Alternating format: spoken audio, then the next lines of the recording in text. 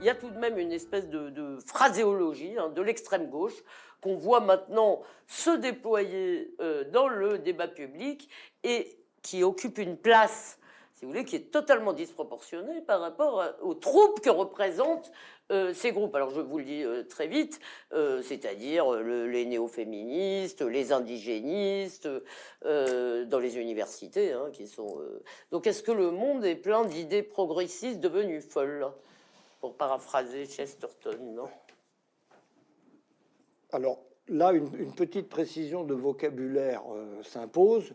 Le monde est plein de discours progressistes devenus aberrants, oui, qui ne correspondent pas nécessairement à des idées. D'accord. Oui, oui. C'était un emploi abusif du mot idée, je vous le concède.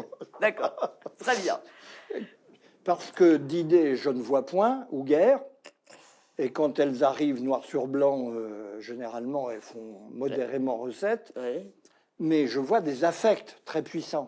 Alors, effectivement, ça pose une double question. C'est que on s'aperçoit que des groupes très minoritaires, qui pèsent rien du tout électoralement ou marginalement, peuvent envahir l'espace public. Et ça pose le problème de la caisse de résonance que fournissent les médias, au premier chef, mais aussi plus largement une espèce de dérive du monde culturel au sens très large du mot qui englobe les universités, le journalisme, le secteur culturel, et tous les arts divers et variés, du cinéma au théâtre, en passant même par la poésie. Je découvrais récemment qu'il y a une poésie subversive dont j'ignorais l'existence. D'accord. Mais on est content qu'elle existe. Ouais.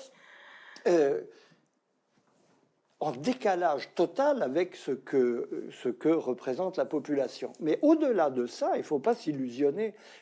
Il y a un état très étrange des esprits dans nos sociétés où une espèce de dépolitisation très profonde, de distance et de défiance à l'égard de la politique s'accompagne d'une radicalité basique qui concerne les rapports entre les gens, qui concerne leur rapport à la chose politique, et où, au fond, semble se reconnaître dans ces discours. Ce qui est apprécié à la base, je dirais, c'est pas le contenu, dont tout le monde se contrefiche, c'est le ton, c'est la véhémence, c'est la radicalité. La radicalité, dans un monde totalement dépolitisé, fait prime. C'est le bizarrerie de la situation où on est aujourd'hui. Oui. Alors, par exemple, dans les universités, vous pensez que c'est ça? C'est-à-dire, vous ne pensez pas qu'il y a un fond de sauce, si vous voulez, notamment autour de ces idées dites décoloniales, indigénistes, etc.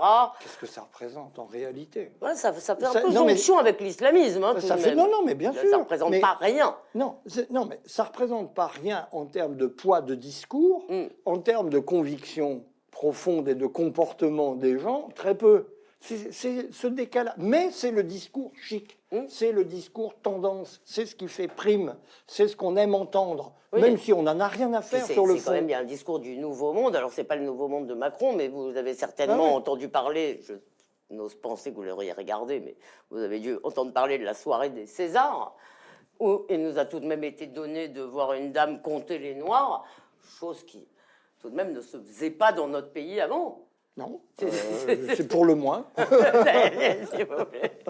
Donc, qu'est-ce que ça vous a inspiré ça fait une semaine que ça dure d'ailleurs. Depuis une semaine, il y a eu la tribune de Despentes, toujours autour de ce discours que vous décrivez, le discours de la domination qui lit tout comme ça. Donc, ben oui, il y a l'épouvantail à moineau à l'horizon. Je veux dire, si vous voulez faire recette, il faut dénoncer une horreur plus ou moins cachée, qui est en communication plus ou moins proche avec l'hitlérisme, qui est toujours le pas loin derrière. Oui, c'est vrai. Même Macron, qu'on n'aurait pas cru, on arrive de proche en proche à devenir une espèce de l'autoritarisme, où ça nous mène tout ça, la dictature. Bon, c'est évident, c'est très monotone, parce qu'il y a des variations, ça s'appelle variations sur un même thème. Tout ça dit la même chose. L'Occident est criminel, vous êtes criminel. Oui, j'ai lu mais moi je suis une femme quand même. Oui, enfin, attention. Vous avez lu quoi? Traître. Oui, c'est vrai. À sa cause naturelle, c'est très grave. Oui, ça c'est vrai. Et j'ai même vu sur un mur, Oui, bah oui. le slogan qui interpelle, comme on dit, le violeur, c'est toi. Pardon, je rigole, excusez-moi. Non, mais je suis contre. Non, mais je ne rigole pas du viol, je rigole de la sottise, vraiment.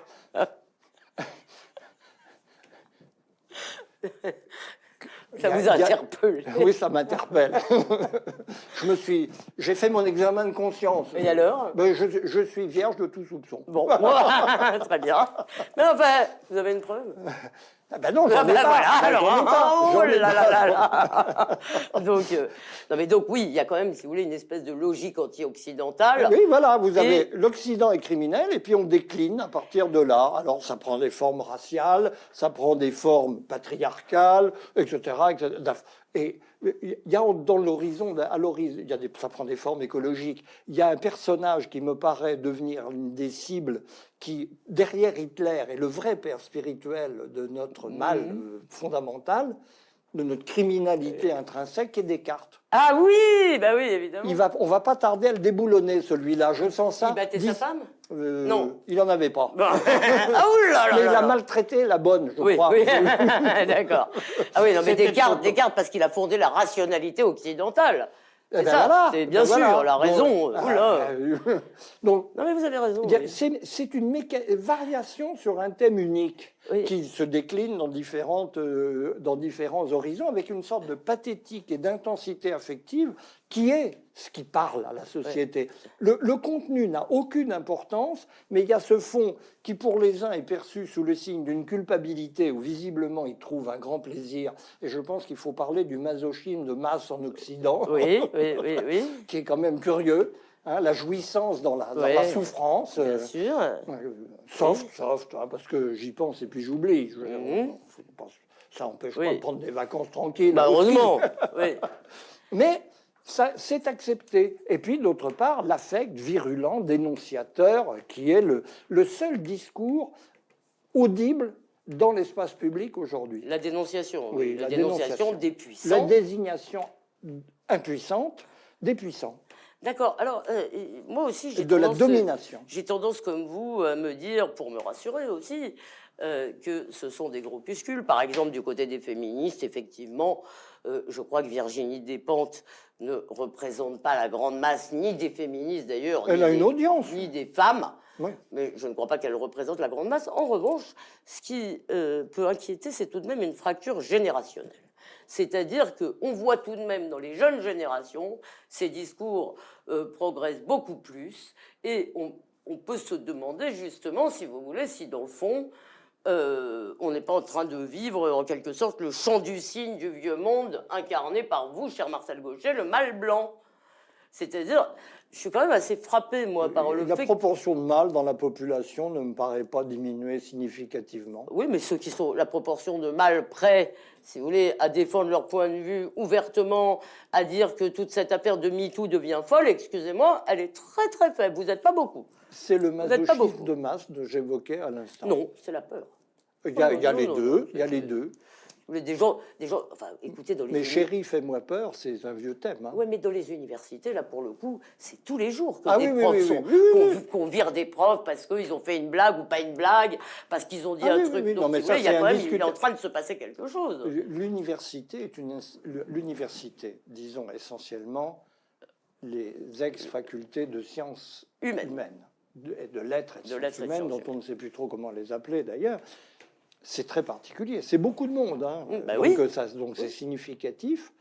Mais ça a toujours été un milieu où des minorités activistes font la loi dans l'indifférence générale. Je ne pense pas que ça soit très significatif. Vous pensez que en quelque sorte, je me fais avoir par le bruit et que je surestime l'influence? Oui, je pense que derrière la radicalité, il faut voir la dépolitisation avec laquelle elle entretient des rapports intimes. C'est un double jeu. Et il y a vraiment, en termes de... Autant il y a une passivité du mâle blanc dont vous parliez. Alors là, le mâle blanc est ramolli au dernier degré. Ça, on le constate tous les jours. Mais en même temps, cette passivité qui correspond vraiment à un désengagement profond de l'existence collective et de l'existence politique en particulier, s'accommode d'une place faite à la radicalité de la posture dénonciatrice, qui est la posture qui fait prime dans l'espace public. Oui, alors j'insiste un tout petit peu. Il me semble tout de même que dans un certain nombre de cas, et là je pense surtout aux questions du féminisme, ça finit par avoir un certain effet sur la réalité. Là, il faut dire une chose. Il faut dire une chose importante, que d'ailleurs, qui a été dite, c'est parce que je dis n'est pas original, mais il me semble pas qu'on l'entend. Que nous sommes contre le viol ? Non. Mais nous je pense que nous payons quelque chose qui n'a pas été vu. Il y a une part de signification, il y a un vrai fait social dans cette radicalité féministe qui lui donne une audience particulière, qui n'est pas celle des indigénistes ou celle des animalistes ou des antispécistes ou que sais-je encore. C'est le contre-coup de la révolution sexuelle des années 60-70, dont il faut dire honnêtement qu'elle a été, un, à l'avantage masculin, et deux, qu'elle s'est traduite par le développement d'une espèce de culture masculine dont je comprends très bien que beaucoup de femmes... Mais vous voulez dire en réaction ? Oui, non. Je pense qu'il y a aujourd'hui un contre-coup à un certain comportement masculin né dans le contexte de cette révolution sexuelle qui me paraît assez compréhensible. Vous voulez dire qu'il y a des gros lourds ? Oui, il y en a beaucoup plus qu'avant. Ça, c'est sûr et certain. Et ça s'est traduit en plus par l'idée d'une disponibilité des femmes, qui est un fantasme masculin profond, qui se traduit dans des comportements qui étaient inimaginables. Mais est-ce que ce n'est pas contradictoire avec ce que vous nous dites de la fin de la domination masculine ? Mais pas du tout. Ces gens ne se comportent pas en dominants, ils se comportent en pénibles connards qui pensent qu'on peut les sauter toutes, en gros. C'est le programme. Hein, donc il faut y aller. Et la chance sourit aux audacieux. Et ça crée, je le conçois, je l'observe, un climat qui peut être très pénible de la part de gens qui ne sont pas forcément le supérieur hiérarchique. Il y a un vrai sujet. Mais est-ce qu'on n'est pas en train, alors, est-ce que le risque, c'est pas finalement qu'on perde complètement cette singularité, cette belle singularité française qui était tout de même des relations particulières entre les hommes, un commerce entre les sexes qui était quand même d'une autre qualité que dans beaucoup de pays. Je suis d'accord, et la tragédie serait qu'on aboutisse à la judiciarisation consistant à envoyer par huissier sa déclaration d'amour dans des termes vérifiés par son avocat, oui, bien sûr. pour nouer une relation entre un homme ou une femme, dans les deux sens d'ailleurs. Donc c'est vrai, mais d'ores et déjà, ce que je constate, et je pense que c'est une erreur de se caler sur le problème de la galanterie. Parce qu'il y a longtemps que cette galanterie, je la vois très entamée par des comportements, en particulier masculins, qui ne respectent pas ni les formes de la courtoisie, ni les formes intelligentes de la séduction que cette tradition incarnait. C'est vrai, mais le risque, c'est tout de même, me semble-t-il, d'instaurer une norme en matière de comportement sexuel. Par exemple, si vous voulez, on est en train maintenant de nous expliquer que toute relation entre une jeune fille ou un jeune homme, d'ailleurs, et un ou une adulte serait par définition terrible. De toute façon, dans le monde où nous sommes, il y a une nouvelle perception du rapport aux autres comme danger potentiel. Le virus, c'est l'autre, on en parlait tout à l'heure. Ça, c'est sûr. Donc, il y a ça, qui est la toile de fond, mais ça ne concerne pas du tout que les rapports entre hommes et femmes. Ça concerne les rapports humains en général. Donc, il y a cette toile de fond. Et là-dessus se greffe le développement d'un type de masculinité irresponsable, qui n'a rien à voir avec justement le style de domination d'autrefois, impliquait une grande retenue et un grand contrôle, même s'il pouvait déboucher par ailleurs sur de la violence. Là, on n'est pas dans la violence. On n'est pas dans il y a le problème spécifique de la violence qui demanderait un examen très précis, qui lui aboutirait à des conclusions désagréables, d'ailleurs, par rapport à un politiquement correct. Parce qu'il y a aussi un machisme d'importation qui joue un rôle considérable dans cette affaire. Il faut l'appeler les choses par leur nom. Mais D'autre part, c'est vrai qu'il y a une certaine masculinité Oui. décontractée, Oui. dont je comprends que beaucoup de Oui, femmes mais le moi, supportent mal. Oui, mais Et en qui même n'a temps, rien j'ai à pas voir envie avec- qu'elles disparaissent. Mais non, Alors mais en ça même n'a- temps, non, mais voyez-vous, ça n'a- j'ai pas non, envie mais que les gros Elisabeth, lourds disparaissent du paysage. ça, créons une espèce protégée. Voilà. Non, non, allez-y, non, non. Mais avec un contingent. Oui, oui, oui. Non, non, mais vous comprenez ce que je veux dire? Mais je c'est-à-dire, comprends. voilà. Mais ça ne se résume pas au gros lourd. Mm. Celui-là, je crains qu'il ait d'une tradition assez ancienne et solide. Ça va beaucoup plus loin. C'est vraiment, oui, il y a une certaine. C'est des comportements qu'il faut décrire en détail pour les voir, dont je comprends qu'il énerve considérablement l'érotomanie de masse. Je suis irrésistible, tombé dans mes bras. Je comprends. Et je vais vous envoyer une vidéo pour vous le prouver. Oui, oui. J'admets, je n'ai pas de peine à comprendre que ça soit mal supporté. Alors oui, vous avez raison. Puis alors, Parce qu'il faut on oublie toujours que la faiblesse des analyses classiques de la galanterie, oui, Claude Habib, voilà. tout ça, qui sont fines et tout, mais elles oublient en général un paramètre. C'est que la courtoisie, qui est une culture de cour, qui est une culture aristocratique, repose sur la manière dont des supérieurs s'adressent à des inférieurs. C'est quelque chose de très hiérarchique.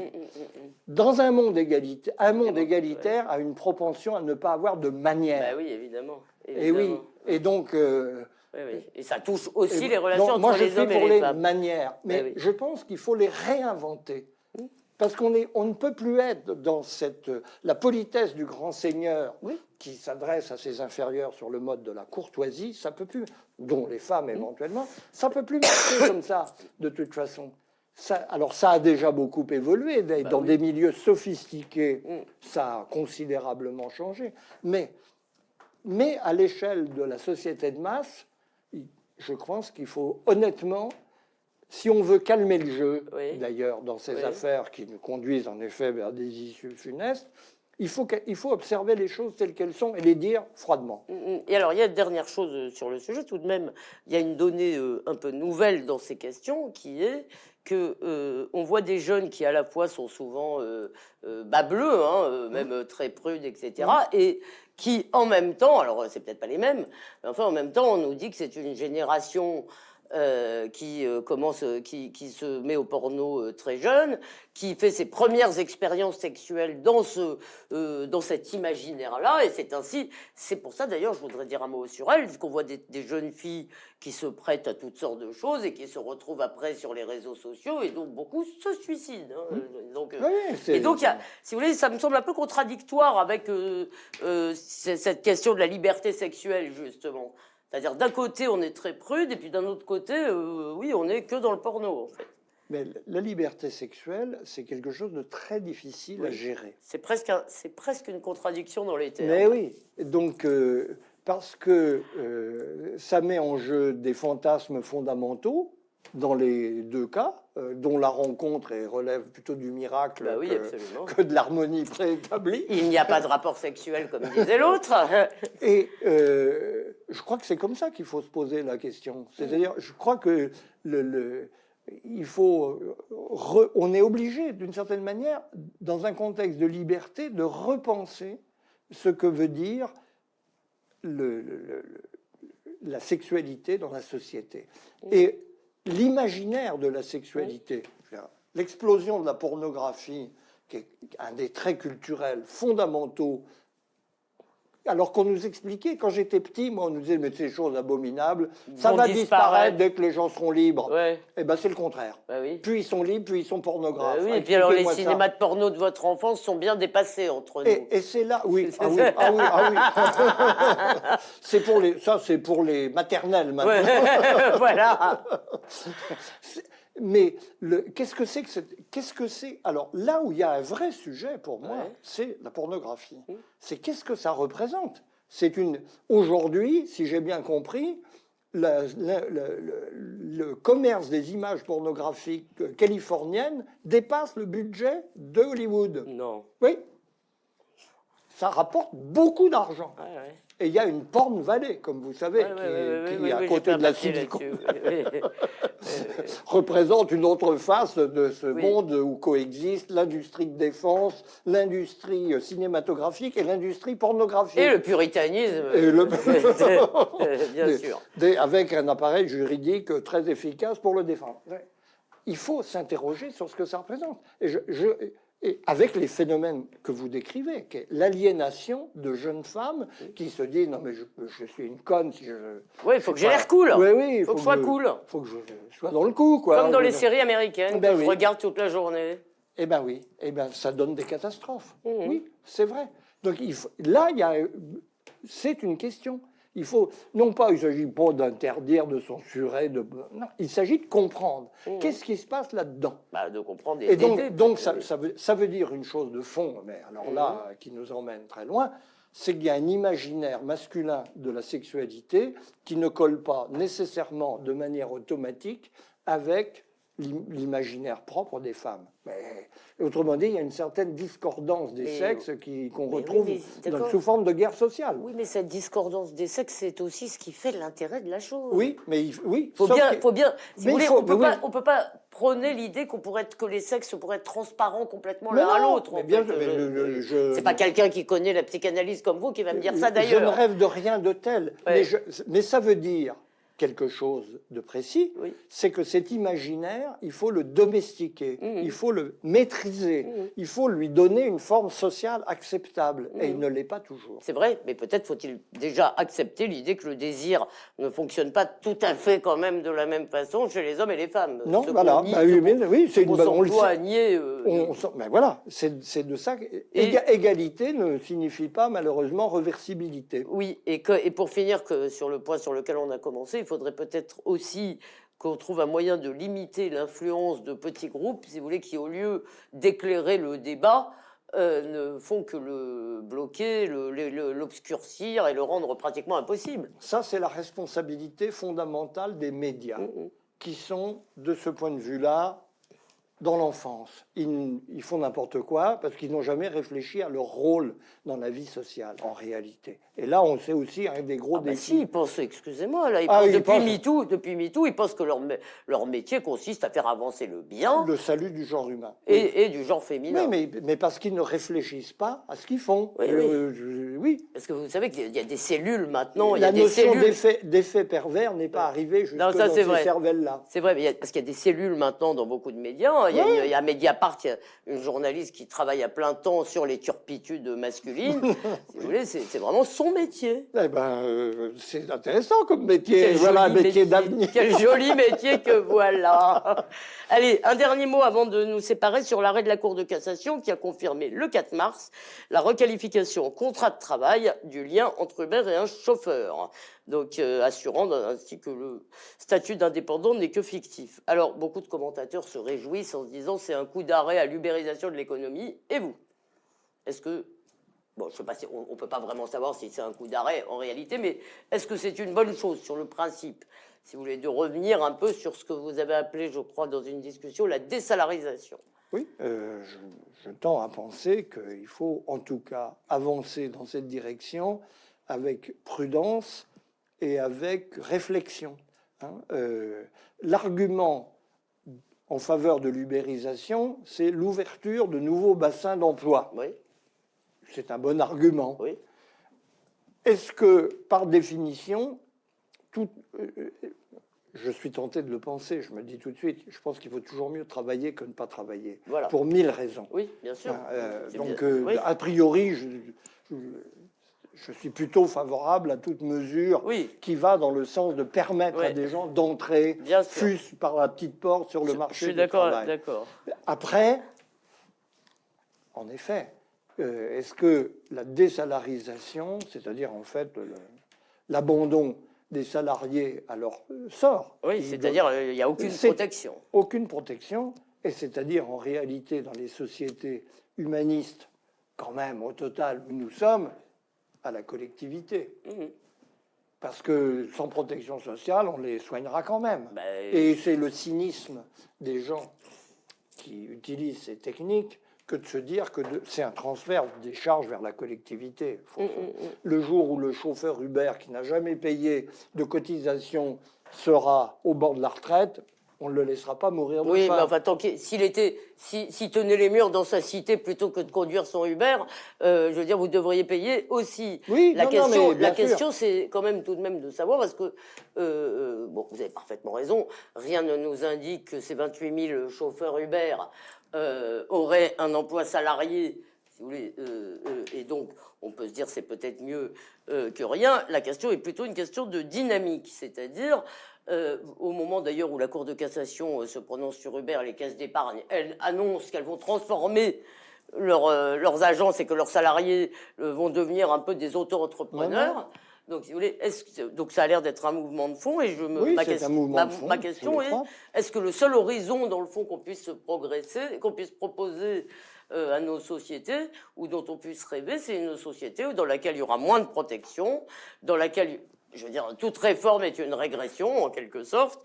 Peut-être que c'est la réalité qu'il faut y renoncer, hein, qu'il faut renoncer au tout salarial. Je ne vois pas de raison d'y renoncer, personnellement. Et ce qui a fait tolérer des choses comme Uber, c'est l'idée de l'urgence d'une situation difficile avec un chômage qu'il faut absolument résorber. Bon. Mais c'est une urgence, c'est pas une donnée de structure qu'on peut accepter. Je crois qu'il y a de bonnes raisons d'argumenter que la protection des salariés est une dimension constitutive, en fait, des économies occidentales, capitalistes avancées. D'accord, mais ce qui repose la question de la schizophrénie dont je vous parlais tout à l'heure entre les consommateurs et les citoyens. Parce que, comme citoyens, nous sommes tous d'accord avec vous, Marcel Gauchet, nous voulons tous que les gens soient protégés. Non, nous ne sommes pas d'accord. Enfin, il y a beaucoup de gens qui ne le sont pas. D'accord, alors disons, moi je le suis. Non, mais ça correspond à un imaginaire très profond, à l'auto-entrepreneur. C'est l'individu autonome. Il y a, pour énormément de gens, contrairement à ce que vous croyez, c'est une norme assez acceptable. Et l'idée même, je suis libre, mon patron, je ne veux pas aller bosser, j'y vais pas, ça ne regarde que moi, ça marche. Dans les jeunes générations, cette idée-là est très populaire. L'idée est populaire. Après, quand ils sont dans des relations de travail réelles, ils changent. Mais moi, je suis un peu partagée, en fait, parce que d'un côté, je suis partagée parce que je trouve qu'effectivement, à chaque fois qu'on dit aux gens qu'il va y avoir une réforme, c'est toujours pour leur faire avaler une régression. Et d'un autre côté, notre merveilleux système social a un peu fait de nous des ayants droit, si vous voulez. Donc, je suis partagée. On sait notre système social a une philosophie fondamentale qui est de préserver l'indépendance des personnes. Dans la réalité, il crée énormément de situations de dépendance. Donc c'est un système très difficile à régler. Cela dit, personnellement, au-delà du cas Uber, qui est un cas un peu particulier, en plus, par toutes sortes de raisons techniques, moi, quand l'auto-entrepreneuriat arrive au sort de ces livreurs à bicyclette qu'on voit courir dans tous les sens Paris le soir ou dans la journée, quelque chose me pointe. Je ne peux pas accepter ça. Et ce qui me pointe, c'est l'attitude des consommateurs.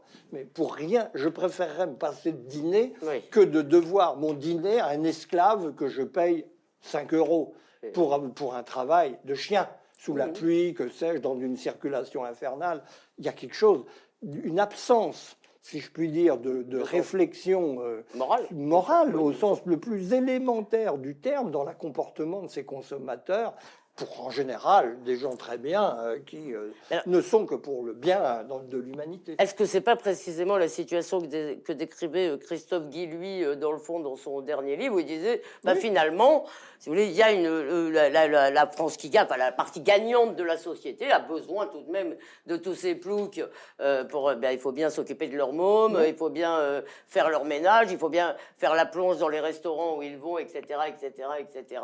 Aller dans les belles boutiques, il faut qu'il y ait des vendeuses voilà, donc, et des gardiens. Et des gardiens, donc, oui, des vigiles. Des vigiles.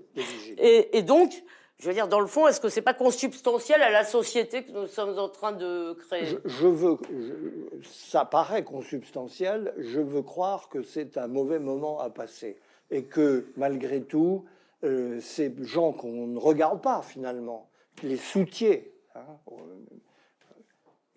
qu'on peut d'ailleurs traiter poliment, mais qui sont de fait des esclaves de la société de consommation. Je ne crois pas qu'on puisse s'en accommoder durablement. Bon, eh bien, espérons. On verra, en tous les cas. Je vous remercie beaucoup, Marcel Gauchet. Et comme d'habitude, c'était passionnant. Merci.